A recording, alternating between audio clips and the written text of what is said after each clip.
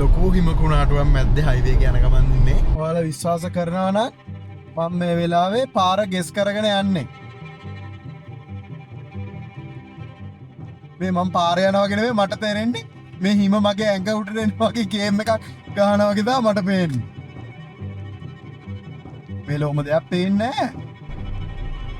ඕ මාරම අමාරු ඩ්‍රයිව් එකක්. ඔයාලා විශ්වාස කරන්න මේ වෙලාවේ මට පාර පේන්නේ නැහැ. මං ගෙස් කරගෙන යන්නේ මේ හිමීට.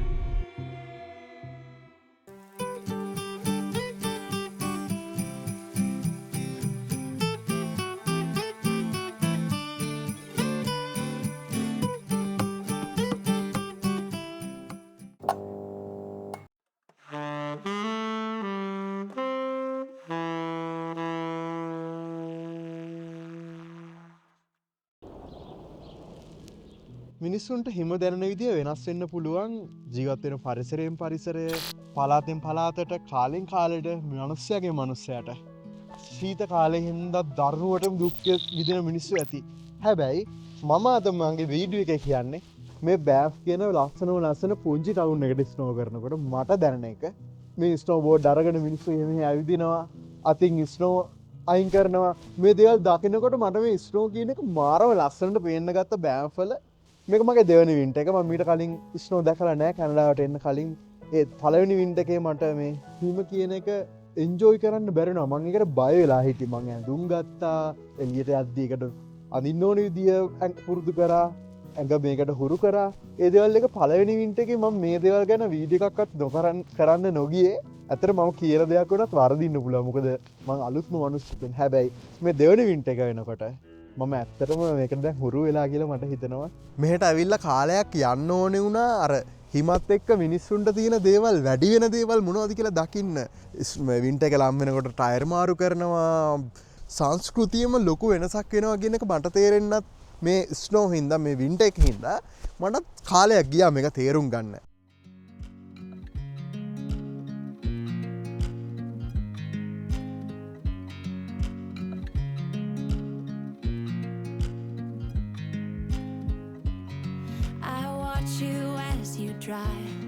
Do you know I'm looking?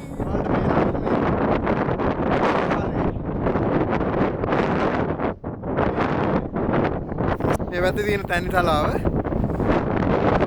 උලකට මේ දූවිලි වගේ යන්නේ හිම.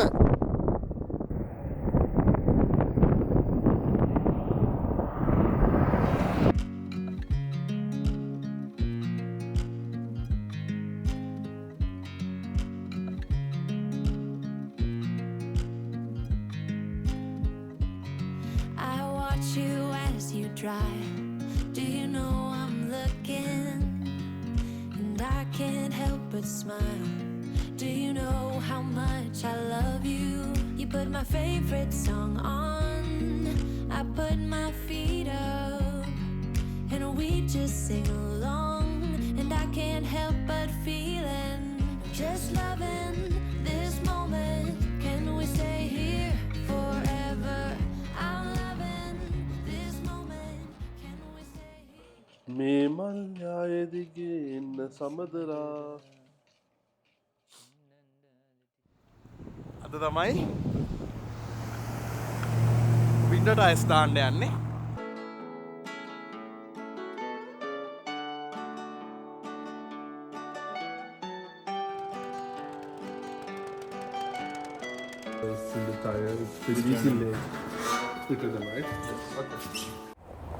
මං ටයර් මාරු කරන්න මින් රොයල් ළඟ ටයර් එකක් තිබ්බා. ඒ වුණාට මේ ඒක මගේ සයිස් නෙමෙයි සහ ඒක ඕල් සීසන් එක. මං try කරේ ගාන පොඩ්ඩක් ෂේප් කරගන්න.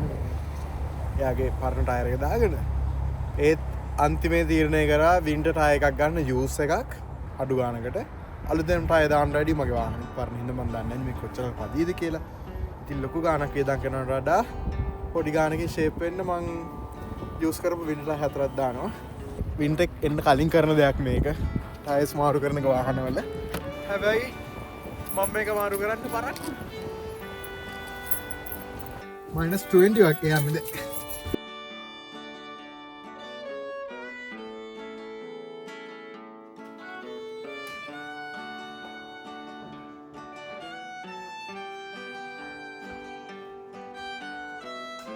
සීතල කාලේ කොකොල්ල පියාඹනවානේ. ඔව් තටු එනනවා. Yes.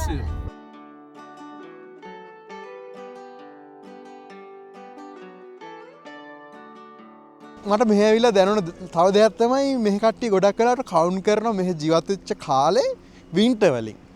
21 වෙනි වින්ටර් එක තමයි ඉවරුනේ. 16 වෙනි වින්ටර් එක. මේක ඇවිල්ලා ගත්තොත් 19 මං හිතන්නේ. 27 වෙනි වින්ටර් එක.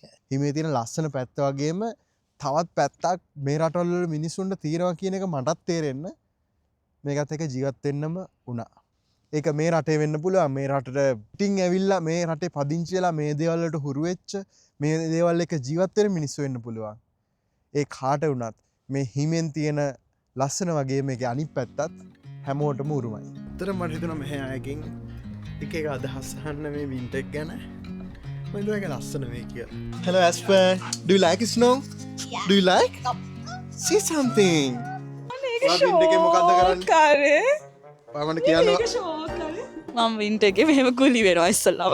ඊට පස්සේ ගේ ඇතුළට යනවා. හොඳට කකුල් දෙක අතුරට දා ගන්නවා. හීටින් වැඩි කර ගන්නවා. සුරෂාන් ඇවිල්ලා හීටින් අඩු කරනවා. එතකොට ඉතින් යාට බැලපෙන ඉන්නවා. ඊට පස්සේ ඉතින් ලංකාව මතක් කර ඉතින් ඉන්නවා සීතලේ. දැන් යන් කියලා කියන්නේ.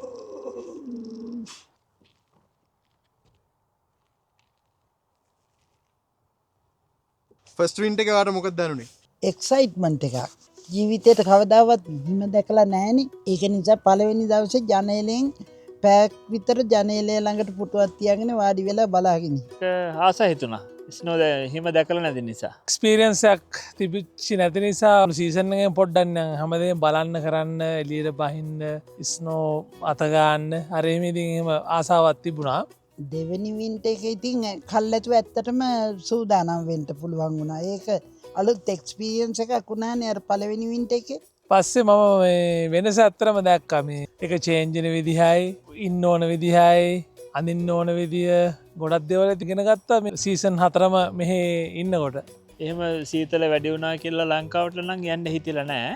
දරුවා හම්බුනන් පස්සේ එයාලා එක්ක සීත කාලේ කරන ක්‍රීඩා වලට සියලු දේවල් වලට යමුනන් පස්සේ එහෙම ලොකු පාවීමක් සිදු වුණේ නැහැ.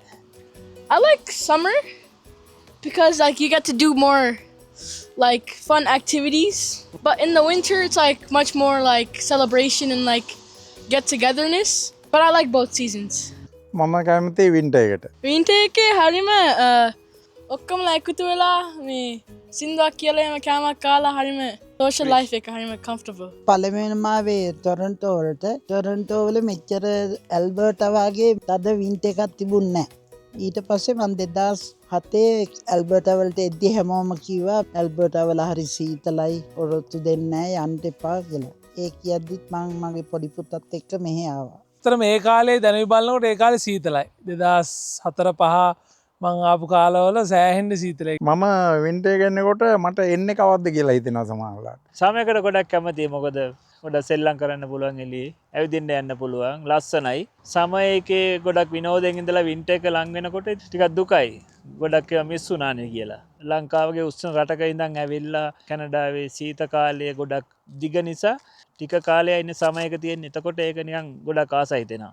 Sometimes when it gets too hot, I miss the cold, but when it's too cold, I miss the warmness of summer. සමයකේ දවස් එක මාසයක අන්තිම මාසේ ඉහළටම යනකොට ඒක දරා ගන්න බෑ සමහර වෙලාවට ඒ උෂ්ණත්වය. ඔව් දැන් ඉතින් අපි ලංකාවේ ඉඳලා ඇවිල්ලා ඒ තියෙන දේශගුණයට වඩා සම්පූර්ණයෙන්ම වෙනස් නෙමෙයි.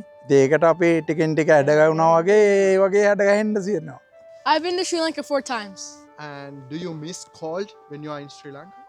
No. When you're around family, you forget about everything in Canada. It's just a whole different vibe there. Nice there, and it's so cold here, and it's so hot there. All the beaches and like when you're born here, it's like not as cold as like when someone comes from Sri Lanka. It's very cold to like you have to adjust to the weather here. දැන් මෙහෙ කැනඩාවගේ ජීවත් වෙනවා නම් මම නම් කියන්නෙම තියෙනවා නම් කවුරු හරි වින්ටර් එකේ තියෙන ඉවෙන්ට්ස් කරන්න ඕනේ. මොකද හේතුව මේ ඉතින් ඔපචුනිටියක් තියෙනවා මේ වගේ රටක ඉන්නවා නම් ඒ දේවල් කරන්න. වැඩ අඩුයි වින්ටර් එකේ.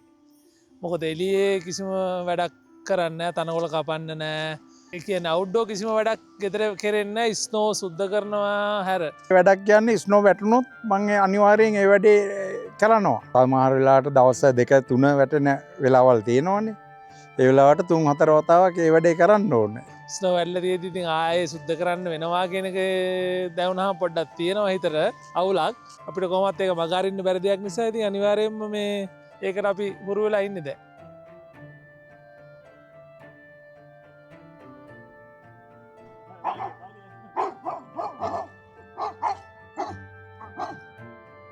කැනඩාට ඇවිල්ලා පළවෙනි වින්ටර් එකේ මට ඇක්සිඩන්ට් එකක් වුණා මගේ අතින් වින්ටර් එකේ ඩ්‍රයිවිං ටිකක් ඉතින් අත්‍තරම අමාරු එක්ස්පීරියන්ස් නැත්තම් වින්ටර් ටයර්ස් නම් අනිවාර්යයෙන්ම තියෙන්න ඕනේ වාහනේ ට්‍රැක්ෂන් එක අඩුයි සමර් ටයර්ස් වලින් ප්‍රශ්න තියෙන ගොඩක් වෙලාවට ෆ්‍රීස් වෙලා ඒක උඩට ස්නෝ වැටෙනාට පස්සේ ඒකට බ්ලැක් අයිස් කියලා කියන්නේ ඒක අයිස් එක යට පේන්නේ නැහැ අපි සාමාන්‍යයෙන් වෙනද ඩ්‍රයිව් කරන විදිහට ගිහිල්ලා ඒ විදිහටම බ්‍රේක් කරොත් අතර වෙන්නේ මොකද යට තියෙන බ්ලැක් අයිස් හින්දා අපි දැන් ඉන්ටර්නෙට් එකෙන් හැම තොරතුරු දැනගන්න ඔයා එනකොට කොහොමද තොරතුරු දැනගත්තේ වයිෆ් ඇවිල්ලා නීටි වයිෆ් ඇවිල්ලා හිටියා ඔයාගෙන් මං ආපුවාම එයා කිව්වා සාමාන්‍ය විදියට ඉතින් හිම වැටෙනවා බලන්න රවම කියලා ඉතින් එතකොට ලියුම් දෙව්වේ කෝල් කරාද ඒ කාලේ ඒ කාලේ කෝල් කරනවා කියන්නේ ගෙදරට ටෙලිෆෝන් තිබුණා කොහෙද ගෙවල් තිබ්බේ මාමතක මාම ෆෝන් එකක් තිබ්බා තිබුණා ඒතකොට ආන්ටි කෝල් කරනවා මෙහෙ මේ ඉඳලා කෝල් කරනවා හැමදාම වගේ මුල් කාලෙම නෙවෙයි මෙහෙ ආවට පස්සේ මුලින්ම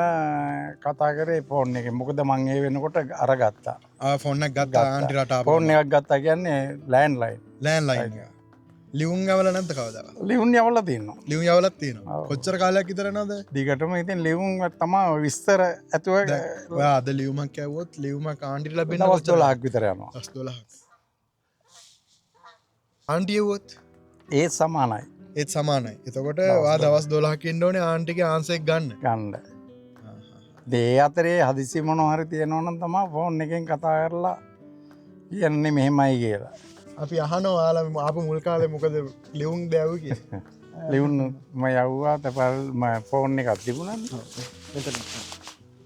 මුලින්ම ඒ ලියුම් ඊට පස්සේ ෆෝන් එකෙන් කතා කරන්න පටන් ගත්තා ඒ අවදියේ මේ තිබුණේ නෑනේ WhatsApp පහසුකම් තිබ්බේ නෑ එතකොට ආන්ටි මේ ඔයා දැන් මෙහෙට එනකොට ඔයා කැනඩාව ගැන කොහොමද දැනගත්තේ ඒ කාලේ මොනවද හිතන්නේ වින්ටර් ගැන කැනඩාව කියලා පිට රටවල් වල අර මූවි බලද්දි වින්ටර් එක කියලා දැක්ක මිස වින්ටර් එකක් දැකලා නෑ කවදාවත් මම කැනඩාවට ඇවිල්ලා මුලින්ම බැස්සේ මේ 1996 ඔයාලගේ විවාහ ජීවිතේ අවුරුදු කීයක්ද දැන් බැඳලා අවුරුදු 50ක් බැඳලා අවුරුදු 50ක් මේ මාර්තු වලට 51 51 ඇනිවර්සරි එක මම මෙහෙට ඇවිල්ලා දෙවෙනි දවසේ මට දැන් ප්ලග් පොයින්ට් මුකුත් නෑ සේරම වෙනස් කැනඩාවේ එහෙම ඉඳලා අන්තිමේ මම ගියා අපි ගියා සුපර් මාකට් එකකට ගියාට පස්සේ ඒ කියන්නේ මම ගිහලා දැන් මට බඩු ගන්නත් නැතුව ඉන්නකොට අනාථ වෙලා මේ අංකල් තමයි මුලින්ම හම්බුනේ ඊට අද වෙනකන් අපි හරිම ක්ලෝස් ඉතින් දන්නෙත් නෑ ෆැමිලි වගේ තමයි නේද ස්නෝ වලට පස්සේ ස්නෝ නොවැටි දැන් වැස්ස වැටෙන්න පටන් අරන් තියෙන්නේ සමහර විට අයත් ස්නෝ කරන්න පුළුවන් මේ වැස්ස වැටුණාට එනට අද වැස්ස වැටෙන්න පටන් අරන් වැස්ස වැටෙනවා හැබැයි පේනවා අඩුයි ඒ දැන් වැහි බින්දු වැටුනේවා හිමීට හිම වෙන්න පටන් අරන් වැස්ස පරිවර්තනය වෙනවා හිමවලට ලොකු හිමකුණාටුවක් මැද්දේ හයිවේ එක යන ගමන් ඉන්නේ මට වාහනේ දැනෙනවා එක පාරට වමට යනවා හුලඟත් එක්ක ඉතින් ස්නෝ කාලේ ඩ්‍රයිව් කරනවා කියන්නේ යම් තරමක අනතුරු දායක තත්ත්වයක් තියෙනවා වින්ටර් එකේ ඩ්‍රයිව් කරද්දී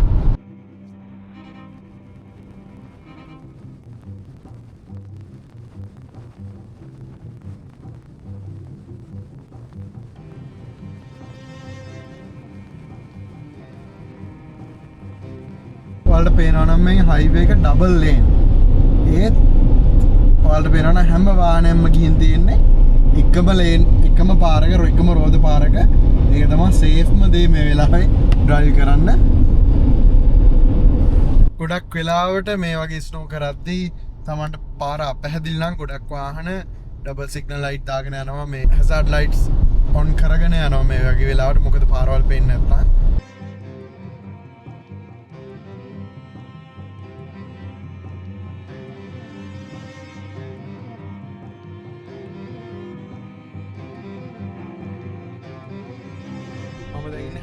ට්‍රාන්ස් කැනඩා හයිවේ එකේ කැල්ගරි කියන ටවුන් එකේ ඉඳන් ට්‍රාන්ස් කැනඩා හයිවේ එකේ තමයි එන්න ඕනේ බෑන්ෆල්ට යන්න. ට්‍රාන්ස් කැනඩා කියන්නේ මානම ලස්සන හයිවේ එකක්. මම හිතන්නේ ලෝකයේ තුන්වෙනියට දිගම ඒ වගේ ලෝකෙ දිගම හයිවේ වලින් එකක්.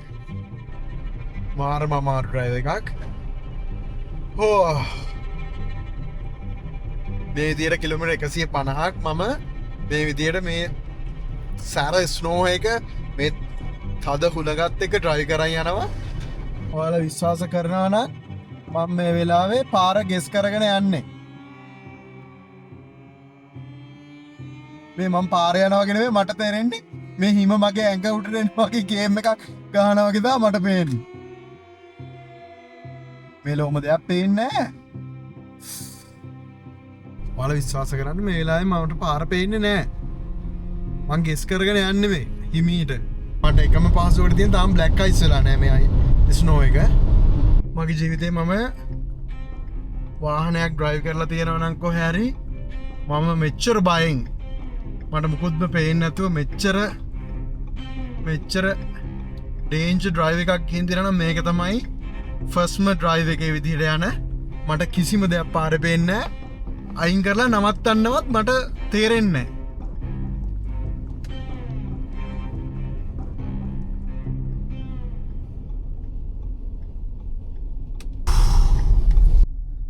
ඔයාලා දැන් බලන්න මේ පාරේ කොච්චර මේ ලොකු වුණත් මේක ඩබල් ලේන් හයිවේ එකක් ට්‍රාන්ස් කැනඩා හයිවේ එක ඒ වුණාට හැමෝම යන්නේ එක්කෙනෙක් පිටිපස්සේ එක්කෙනෙක්. මොකද පාර හොයාගන්න බැරි හින්දා.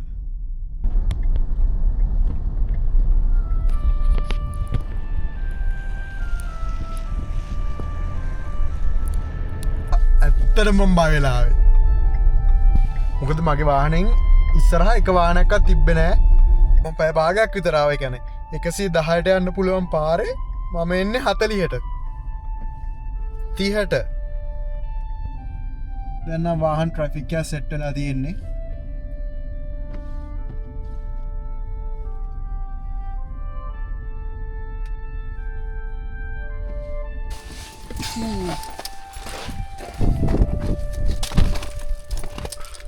හද්දයනේ කිලෝමීටර් 150ක් විතර මම ආවා.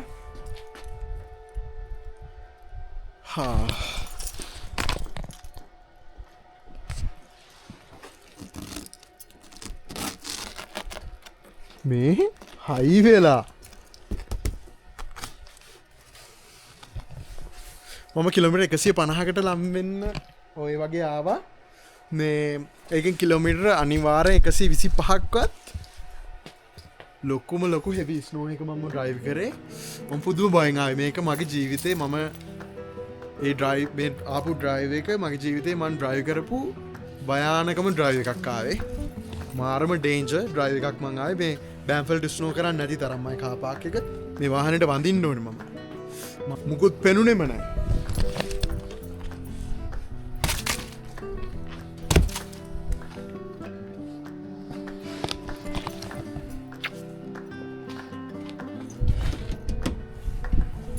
ඔබ බෑන් සීතලයිනේ. තෝරිදවා විශ්වාස කරන්න රොෂාන්ට සමයක අගෝස්තුවල යන්න දැන් මම මල්ලි මම රෙඩි. මේගොල්ලෝ එන්න රොෂාන් හීටි පොඩ්ඩක් කරනවා.